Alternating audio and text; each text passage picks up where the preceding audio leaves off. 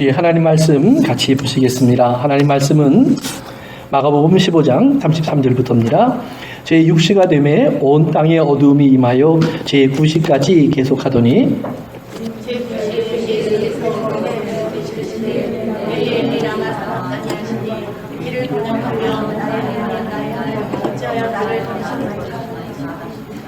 곁에 서던 자 중 어떤 이들이 듣고 이르되 보라 엘리야를 부른다 하고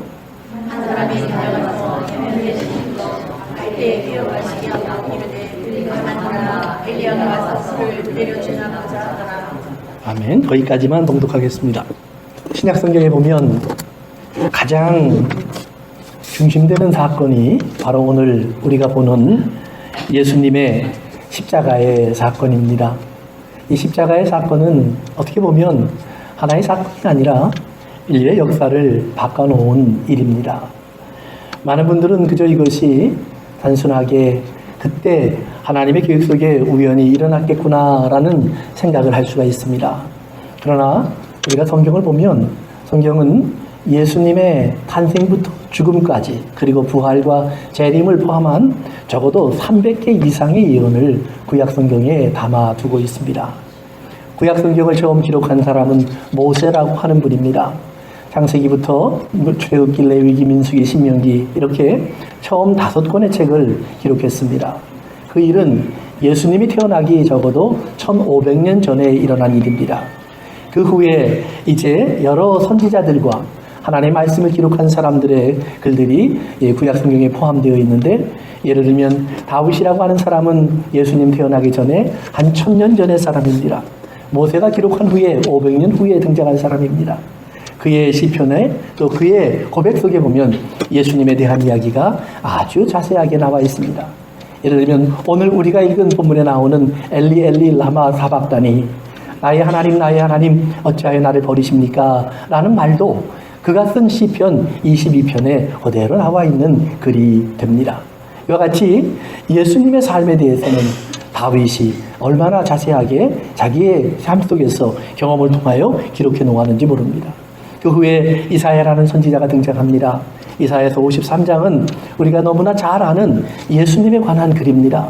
예수님의 십자가, 예수님의 못 박히심, 창에 찔리심, 죽으심, 죽음의 환경과 그 이유를 아주 자세하게 잘 설명하고 보여준 것이 이사야서 53장입니다.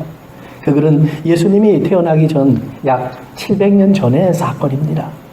그 후에 스가랴 선지자, 말라기 선지자까지 이스라엘의 하나님의 말씀이 전달된 모든 곳에는 곳곳에 이와 같은 예수님의 이야기가 숨어 있습니다. 한번 생각해 보십시오. 만약 이스라엘 사람들이 예수님을 메시아로 받아들였다면 조금 다른 문제가 될 수 있습니다. 왜냐하면 그들이 성경을 바꿀 수도 있었기 때문입니다. 그러나 그들은 예수님을 메시아로 받아들이지 않았습니다. 그럼에도 불구하고 그들이 갖고 있었던 하나님의 글에 이렇게 300권 이상 예수님에 대한 이야기가 아주 자세하게 기록되어 있습니다. 그리고 그 300권 이상에 되는 이야기가 예수님 한 분에 의해서 완전하게 이루어집니다. 이것은 기적 중의 기적입니다. 정말로 모래틈 속에서 조그마한 바늘 하나 찾는 것처럼 어려운 일입니다. 아니, 그것이 더 쉬운 일이 될지도 모를 정도로 그렇게 힘든 일입니다. 우리는 흔히 성경이 그저 한 권의 책이라고 보고 있지만 아닙니다. 성경은 66권의 책을 모아놓은 것입니다. 자그마치 약 1500년에서 약 1600년에 걸친 긴 시간 속에 수십 명의 사람들이 따로따로 기록한 글들입니다. 그것이 우연일지도 모를 정도로 그 안에 나와 있는 모든 내용을 묶어보면 예수님 한 사람에게 집중이 되고, 그를 통해서 보면 모든 것이 이루어진 것을 우리가 확인할 수 있습니다. 그렇기 때문에 기독교는 그렇게 흔들리지 않는 든든한 뿌리를 내리고 있는 겁니다. 다른 곳에 뿌리를 내린 것이 아니라 하나님의 말씀 위에 기독교는 서 있고 그 위에 집을 짓고 있는 것입니다. 그렇기 때문에 그 누가 흔들어도 흔들리지 않고 넘어지지 않고 우리를 지켜갈 수 있도록 하나님께서 우리를 붙들어 주심을 경험할 수 있는 것입니다. 이 말씀이 있기 때문에 오늘 여러분도 그런 생각을 가지고 다시 한번 오늘의 말씀을 생각해 보실 수 있길 바랍니다. 제가 오늘 마가복음 14장 마지막 부분을 건너뛰고 15장으로 바로 들어온 이유는 먼저 예수님의 십자가에 대한 기본적인 것을 이해를 하고 다시 돌아가면서 공부를 하려고 하는 계획을 가지고 있습니다. 그래서 오늘은 여기 십자가의 가장 본질적인 뜻, 그리고 그것이 어떻게 이루어졌는지를 잠깐 하나님 말씀들을 살펴보면서 우리가 같이 은혜를 나누려고 합니다. 오늘 본문을 보다 보면 우리가 읽지는 않았지만 바로 앞에 이스라엘 사람들이 예수님을 십자가에 못 박을 때의 광경이 나옵니다. 이스라엘 사람들은 먼저 예수님을 팔았던 가룟 유다가 예수님이 죄가 없다라는 말을 합니다. 또 예수님을 재판하던 이스라엘의 지도자들도 예수님의 죄를 찾아내지 못합니다. 그들이 예수님을 죽이겠다고 선포할 수 있었던 한 가지밖에 찾지 못했습니다. 그 한 가지는 무엇이냐 하면 예수님이 내가 바로 오실 메시아 하나님의 아들이다 라고 하는 말에 내가 크다라고 했기 때문입니다. 본인이 맞는다고 얘기를 했는데 모든 사람들이 아니라고 그를 죽이겠다고 한 것입니다. 그리고 빌라도에게 넘겨졌습니다. 재판을 받습니다. 빌라도도 성경에 보니까 죄를 찾지 못했다. 참 재밌습니다. 예수님을 팔아넘긴 가룟 유다도 죄가 없다고 말을 합니다. 또 이스라엘의 모든 지도자들도 예수님이 내가 그라라고 하는 말 외에는 죄를 찾지 못합니다. 그리고 빌라도도 재판을 하면서 몇 번이고 그들에게 말을 합니다. 나는 이 사람을 죽일 죄를 찾지 못하겠다. 너희들이 고발하는 말을 나는 이해할 수가 없다. 그들에게 여러 번 이야기를 합니다. 그런데 그들이 막무가내입니다. 결국은 빌라도가 예수님을 죽이는데 내보내주는 것을 성경은 그렇게 기록합니다. 밀란이 날까 두려워서 빌라도가 내주었다. 결국 빌라도도 예수님을 희생양으로 삼기로 결정하는 겁니다. 번번이 죄가 없음을 확인합니다. 그러나 번번이 죽여라라는 소리가 예수님을 따라다닙니다. 마지막에요, 빌라도가 한 가지를 제안합니다.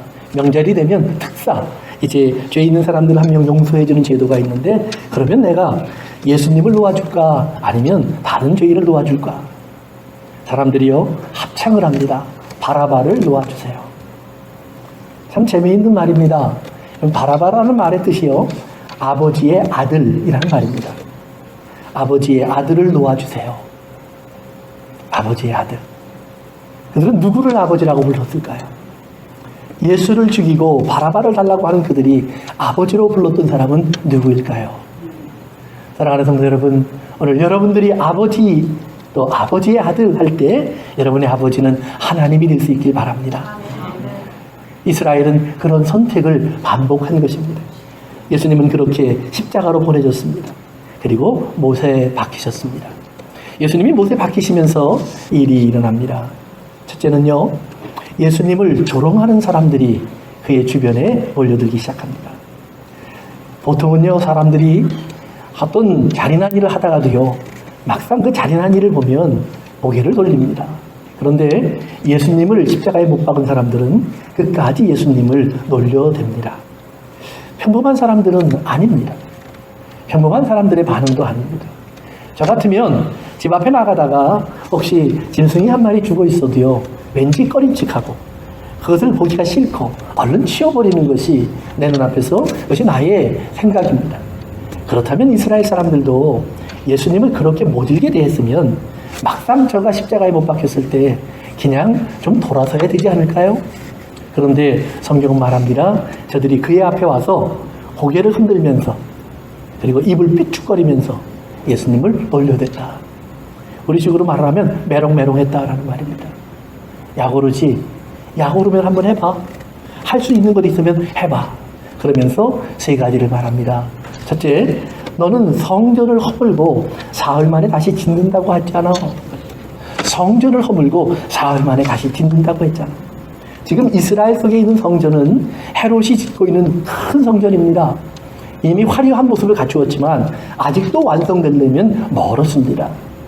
예수님이 돌아가신 후에 약 35년이 지난 후에야 그 성전은 완성이 됩니다.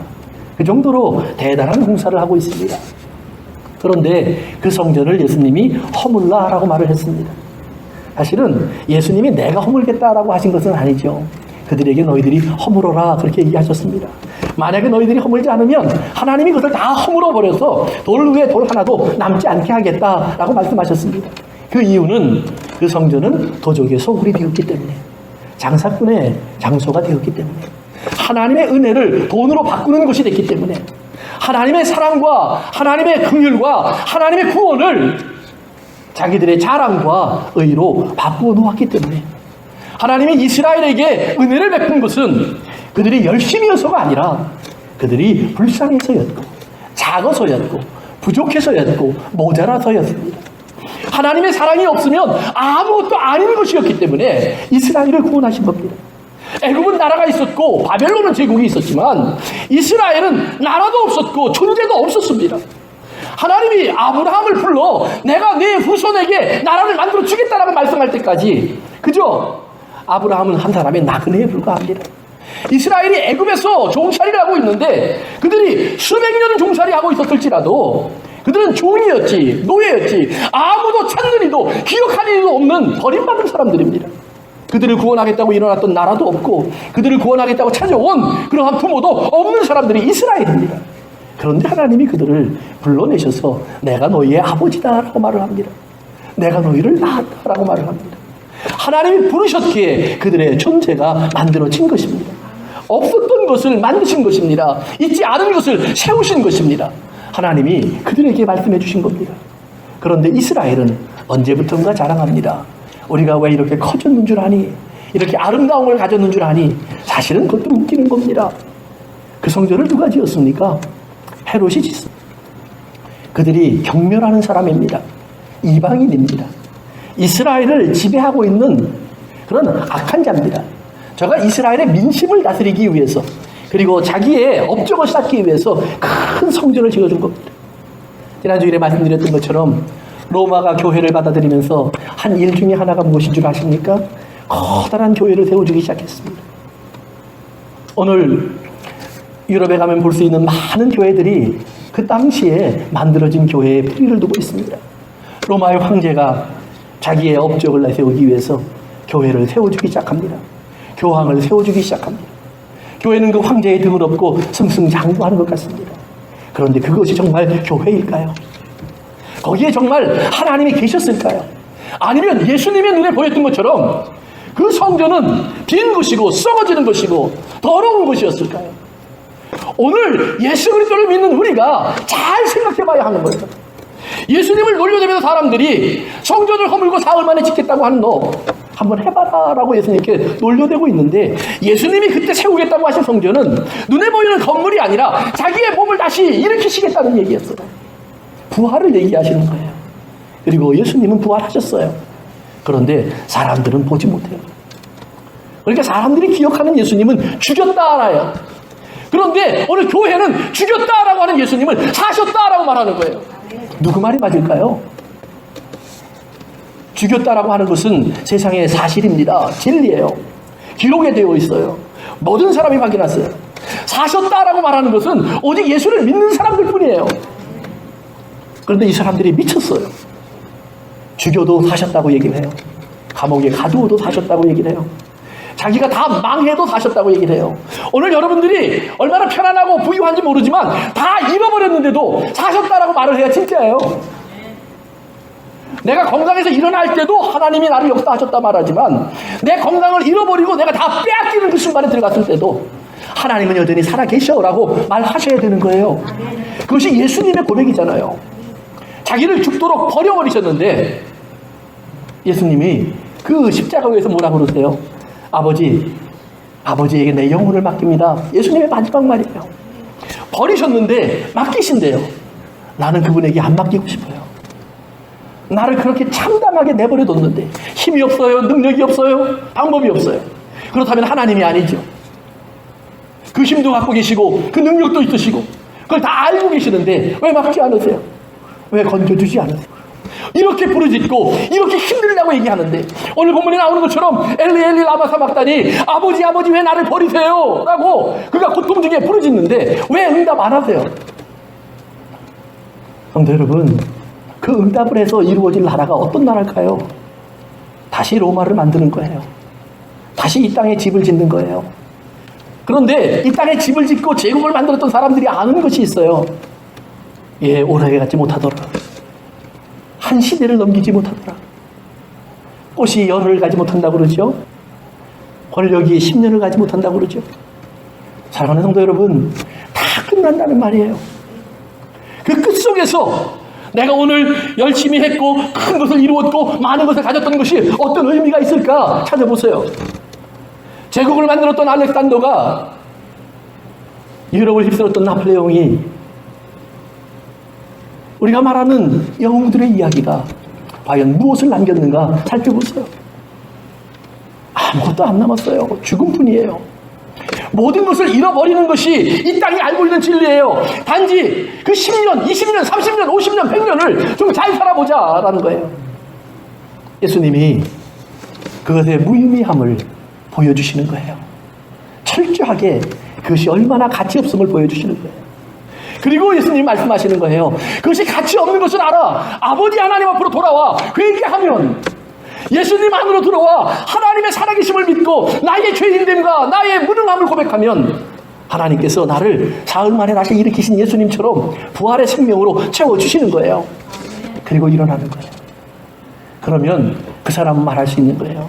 십자가에서 예수님이 죽듯이 내 겉사람이 후패해지지만 내 겉사람은 자꾸 죽어가고 있지만 내 속사람이 다시 일어나고 그리고 그 사람에게 주실 하나님의 생명에 약속하셨던 거룩한 형상이 부활의 날 나에게 다시 입혀질 거예요.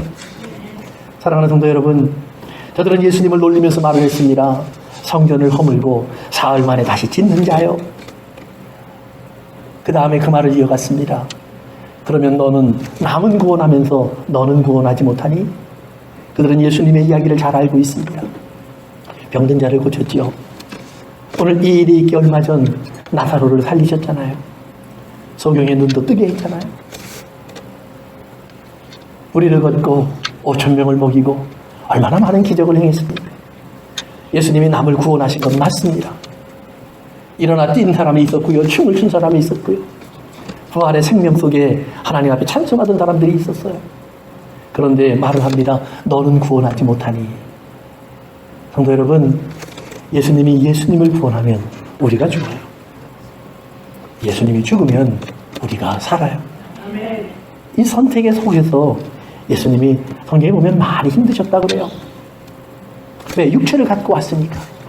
그런데 그 힘듦 속에서 예수님은 끝까지 순종했잖아요. 지난주에 설교한 거죠. 아버지에게 자기를 맞추셨잖아요. 성도 여러분, 아버지에게 나를 맞출 수 있을 만큼 나를 사랑하는 아버지가 있는 것을 아셔야 합니다. 내가 그분의 뜻이라면 이해하고 싶을 만큼 어떤 값을 치루어도 이해하고 싶은 만큼 사랑하고 싶은 하나님 아버지를 여러분이 아셔야 합니다. 그것을 알기 전까지 우리의 신앙은 절대로 세상을 벗어나지 못합니다. 내가 아무리 하나님 믿어도요, 우리가 하나님을 믿는 것은 하나님을 이용해서 나를 만들러 가는 거예요. 하나님이 내 세계로 들어와서 내가 원하는 것을 이루어주는 거예요. 그것이 성공이든 학교든 직장이든 건강이든 돈이든 명예든 인기든 무언가 내가 원하는 걸 이루어주는 거예요. 그리고요, 그걸 안 이루어지면 우리는 가끔 화를 냅니다. 그리고 뭐라고 그러는지 아세요? 하나님은 의로운 일을 하지 않는 것처럼 보인다는 거예요. 보세요. 예수님이 죄인들에 의해서, 악한 자들의 꾀에 의해서 예수님이 십자가로 가고 있습니다. 악한 자가 지금 의로운 사람을 성경대로 말하면 죽이고 있는 거예요. 근데 그것을 보고 계세요. 그러면 하나님도 불의한 거죠. 죄를 방관하는 거 아니에요. 하나님이 도울 수 없으면 모르겠는데 도울 수 있는 하나님이 손을 안 내밀잖아요. 그러면 무관심이죠. 그게 어떻게 사랑이에요? 당연히 붙잡아 주셔야죠. 당연히 그 곁에 와서 내가 너를 도와주고 보호해주고 지켜주리라 말 부탁하지 않아도 먼저 하셨어야죠. 그래야 하나님이죠. 그런데 오늘 성경의 하나님은 그런 것을 하나도 하지 않아요. 힘이 있고 능력이 있음에도 하지 않을 뿐 아니라 의롭고 바른 이름에도 하지 않아요. 악이 의를 삼키도록 내버려 두어요.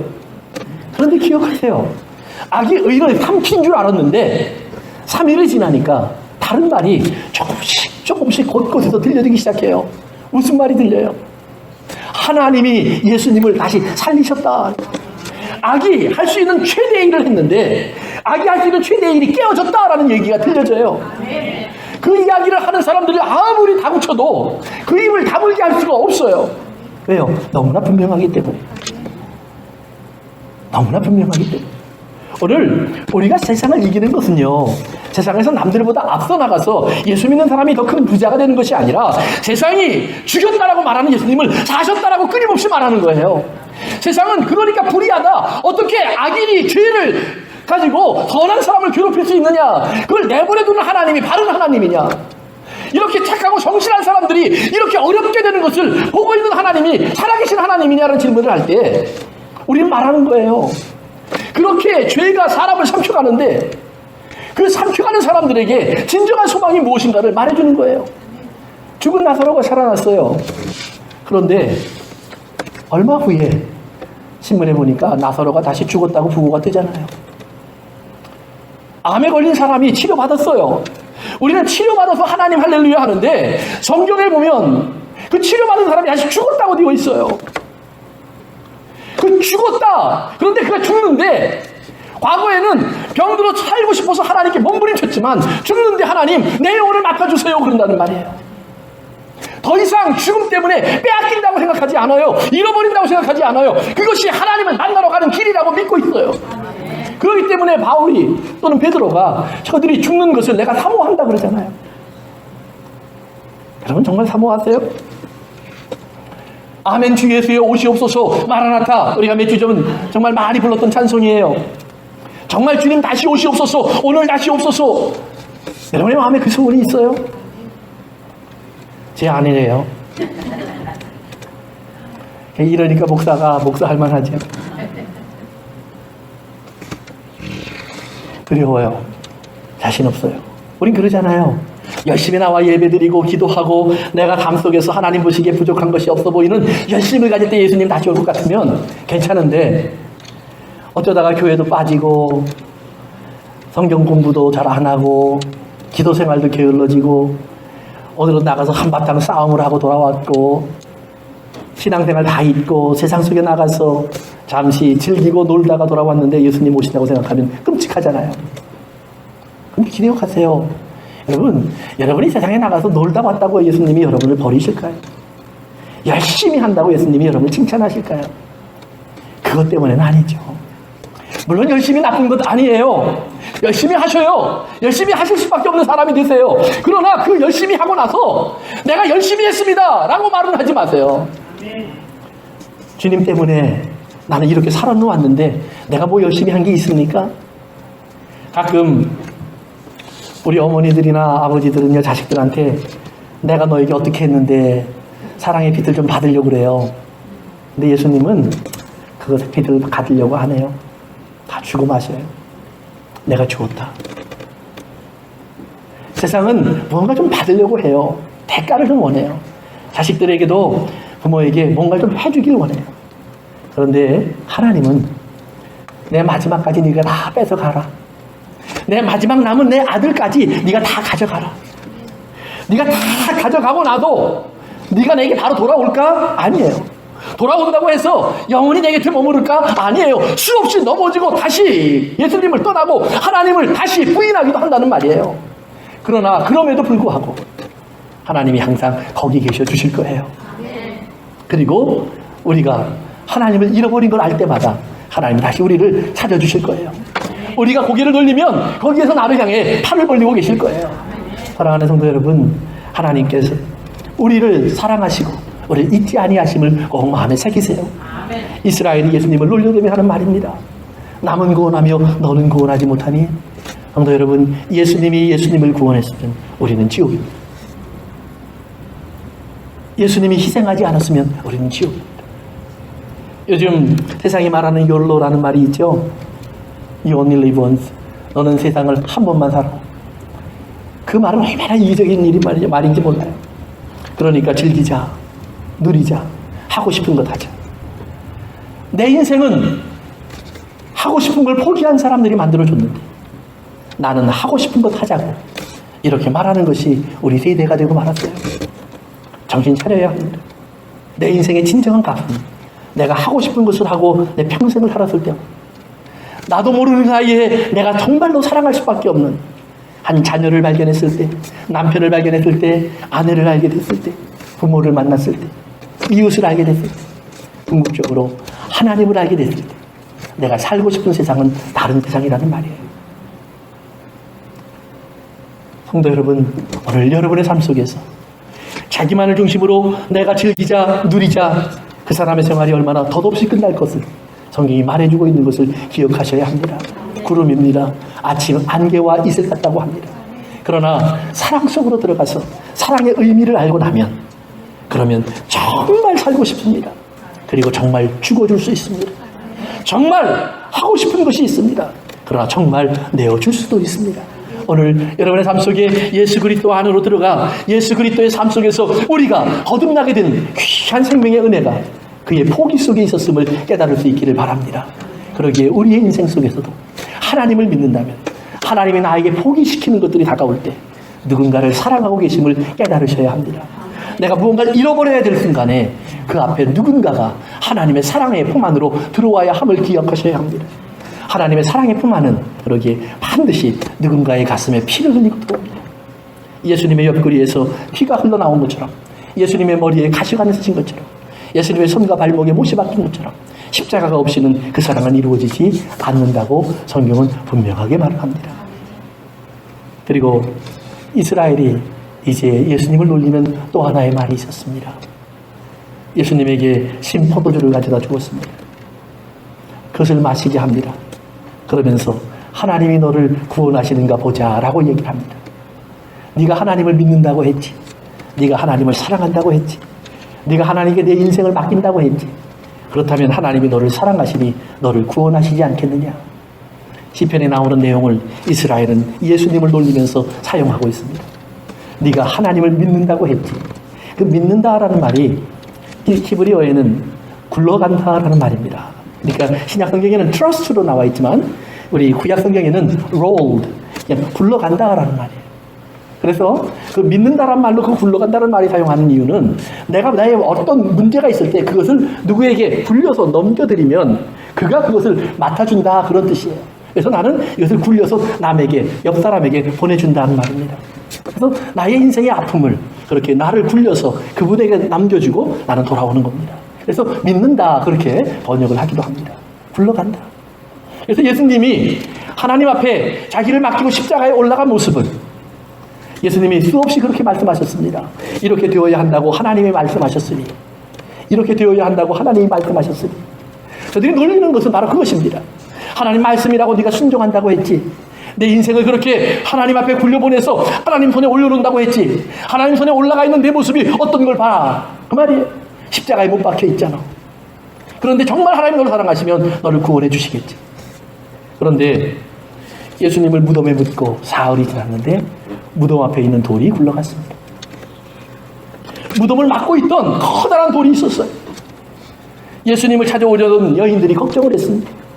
예수님을 찾아가서 그 시신을 다시 보고 시신의 부족한 부분에 향을 발라드려서 예수님의 죽음을 좀 향으로 덮어주고 싶은데, 마지막 길이지만 그 마지막 모습을 조금이라도 아름답게 만들어드리고 싶은데 누가 큰 돌로 막혀져 있는 무덤문을 열어줄 수 있을까?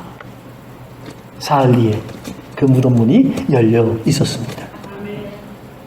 여인들이 들어가게 열린 것이 아니라 하나님을 의지하여 모든 것을 맡기신 예수님이 다시 나오도록 열려 있었습니다. 사랑하는 성도 여러분, 물론 돌이 막았다고 못 나오지는 않으셨겠죠. 깨트리고도 나오셨겠죠.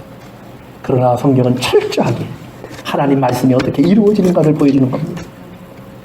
예수님의 삶 속에서 어떻게 하나님이 아주 세밀한 부분까지 하나하나 쉬운 일로 가지 않고 하나님 말씀하신 대로 그 일을 이루어가는지를 우리에게 보여주는 겁니다.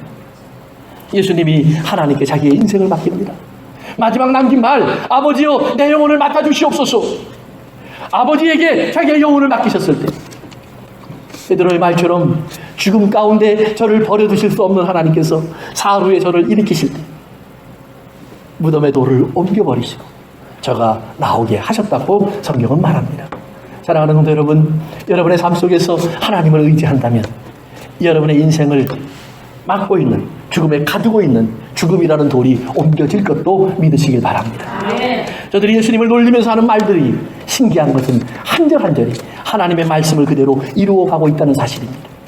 예수님을 놀리고 괴롭히며 죽이면서 그에게 혀를 내밀고 입을 삐죽거리며 고개를 좌우로 흔들면서 어떻게 하나님이 너를 구원하시는지 한번 보자.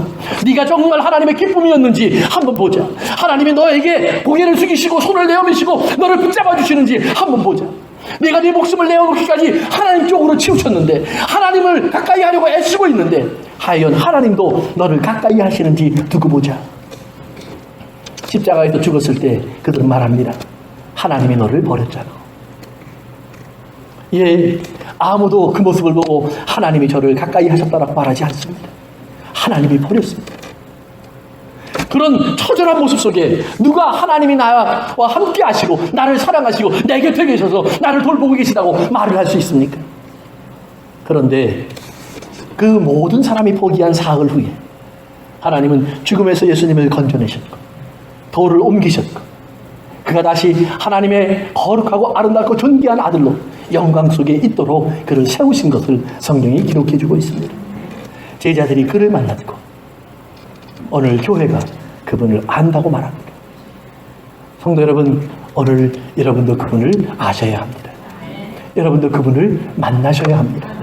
우리의 삶 속에서 정말로 내 삶 속에 하나님과 나의 관계를 막아놓고 세상이 말하는 것처럼 하나님이 너를 버리셨다는 증거로 커다란 돌같이 나의 인생을 막고 있는 그 돌이 옮겨질 것을 믿으셔야 합니다. 지금은 그 돌이 나를 가두고 있지만, 사람들에게 손가락질 받는 대상이지만, 그들의 놀림받게 되지 않지만, 우리의 모습을 보면서 어떻게 살아계신 하나님의 교회인가, 어떻게 살아계신 하나님의 사람들의 모습인가, 어떻게 거룩한 전능하신 하나님의 백성인가, 이런 질문을 받을 만한 모습이 된다고 할지라도 여러분 기억하시기 바랍니다.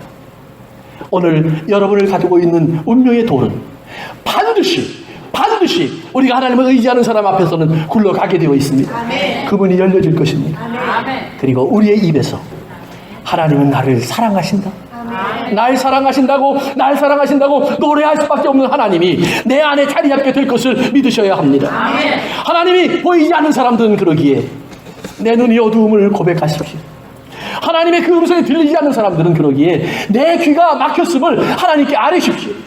그 십자가에 못 박아놓고 무덤에 집어넣고 돌을 막아놓은 다음에 봐, 너는 버림받았어 라고 돌아서는 사람들에게 오늘 여러분이 갇혀진 신체로 버려진 것이 아닌 것을 보여주셔야 합니다. 사랑하는 성도 여러분, 하나님은 반드시 그렇게 일하십니다.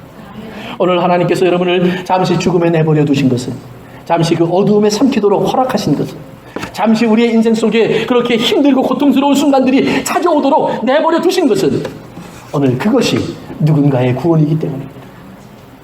그것이 누군가의 하나님을 만나는 길이기 때문입니다. 오늘 나의 침묵 속에서 내가 하나님을 향하여 내가 기도할 내용들이 있기 때문입니다. 그러기에 못 박힌 예수님이 처음 하신 세 마디가 있습니다. 첫 번째 마디가 아버지, 저들이 저들의 죄를 알지 못합니다 입니다. 십자가를 짓는 사람이라면, 내 앞에 놀리는 사람들, 성전을 허물고 세우겠다고 하는 사람, 남은 구원하면서 너는 구원하지 못하니, 하나님이 너를 사랑하신다고 하니, 너는 하나님을 의지한다고 하니 하나님이 너를 구원하실 걸, 그렇게 놀리는 사람들, 그 놀림의 대상이 되는 것이 십자가라는 말입니다. 그런 십자가에 올라간 우리들에게 그들이 그 놀림을 할 때 십자가에 올라간 믿음을 가진 사람만이 하나님, 저들의 죄를 용서하시옵소서라고 기도할 수 있습니다. 여러분 집에서 누군가가 여러분의 신앙을 놀립니까? 네 하나님이 정말 살아계신 하나님이니 여러분을 조롱합니까?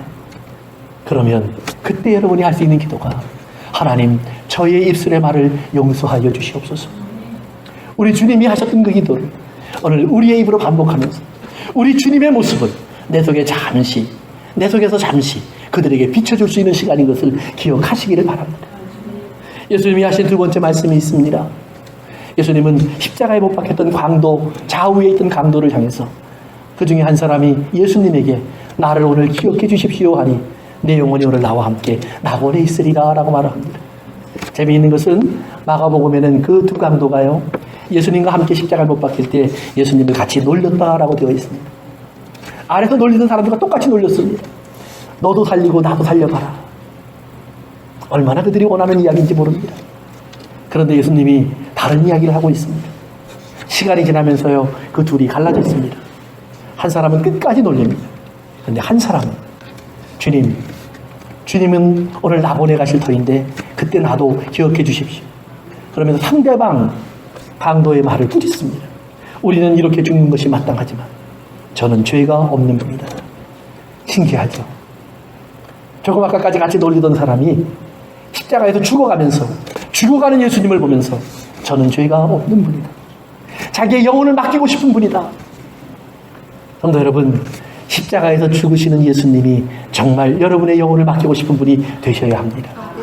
내가 어제까지 놀렸던 분, 내 지식과 지혜로는 이해가 되지 않아야 해서 내게는 그런 예수님이라면 나는 믿고 싶지 않다고 돌아서고 싶었던 예수님, 손가락질하면서 놀렸던 예수님, 그런 믿음, 그런 하나님, 어떻게 살아계신 하나님이냐고 질문했던 하나님, 그런 하나님인데 오늘 내 마음속에 그분 안에서 역사하던 하나님의 사랑이 조금 내게 비춰진다면, 문득 내게 기억된다면, 그리고 그것이 나를 구원하시는 길이라고, 그것이 구원하는 길이 아닐까라고 질문이 들어온다면, 사랑하는 성도 여러분, 그때 부탁하십시오.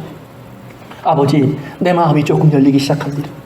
보여질 것 같습니다. 느껴질 것 같습니다. 알게 될 것 같습니다. 주님이 좀 도와주시면, 주님이 나를 이끌어만 내시면, 나에게 그 확신만 부어주시면 내가 그 믿음을 가질 것 같습니다. 나도 주님과 함께 낙원에 이르기를 원합니다. 사랑하는 성도 여러분, 어제의 놀림을 하나님은 기억하지 않을 것입니다. 오늘 우리는 똑같은 강도가 될 수 있습니다. 그러나 한편의 강도는 끝까지 놀리고 한편의 강도는 주님 앞에 간구합니다.